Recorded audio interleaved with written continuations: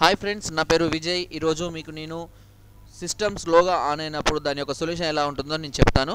So మామూలుగా మనం system on చేసినప్పుడు విండోస్ అని రావడానికి మన మెనూ ఓపెన్ అవ్వడానికి చాలా టైం తీసుకుంటుంది. అది స్టార్టప్ ప్రాబ్లం అంటారు. ఓకే, సో ఆ స్టార్టప్ ప్రాబ్లమ్ని మనం స్పీడ్గా ఎలా చేసుకోవాలి, ఓకే అంటే మనం స్టార్ట్ చేయగానే ఆన్ చేయగానే ఎలా స్పీడ్గా రన్ అవ్వాలి అన్న దాని గురించి ఇప్పుడు నేను మీకు ఎక్స్ప్లెయిన్ చేస్తాను.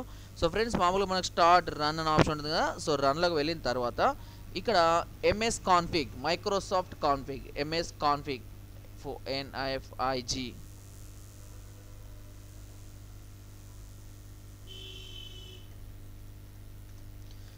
అని ఎంటర్ కొట్టండి. సో మనకు కాన్ఫిగరేషన్ అనేది ఓపెన్ అవుతుంది, ఎంఎస్ కాన్ఫిగరేషన్ అనేది ఓపెన్ అవుతుంది. ఓకే, సో ఇక్కడ చూడండి, normal startup, diagnostic startup, so select startup అని ఉంది.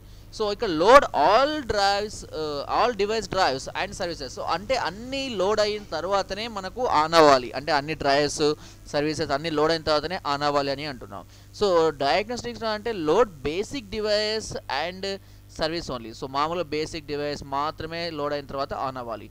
లేదు అంటే సెలెక్టివ్ పెట్టుకోండి. సో సెలెక్టివ్ అంటే ఓన్లీ ఇవి మాత్రమే సెలెక్ట్ అవుతాయి. సో ఇవి మాత్రమే మనకు బూట్ అయ్యేటప్పుడు, అంటే ఆన్ చేసేటప్పుడు ఇవి మాత్రమే లోడ్ అయిన వెంటనే మనకు ఓపెన్ అవ్వడం అనేది జరుగుతుంది. ఓకే, సో ఇక్కడ లాంచ్ రీస్టోర్ ఉంటుంది, ఎక్స్పెండ్ ఫైల్ ఉంటుంది. సో ఇవన్నీ మనకి ఏం అవసరం లేదు. సో సెలెక్టివ్ స్టార్టప్ పెట్టేసుకోండి. సెలెక్టివ్ స్టార్టప్ పెట్టేసుకొని అన్నీ సెలెక్ట్ చేసేసుకోండి. ఓకే అని అప్లై అనేసేయండి. ఓకే, దెన్ క్లోజ్ చేసేసేయండి. నెక్స్ట్ మీ కంప్యూటర్ని కనుక మీరు రీస్టార్ట్ చేసినట్టయితే కనుక సో అప్పుడు చూడండి రీస్టార్ట్ అవుతుంది. So exit without restart.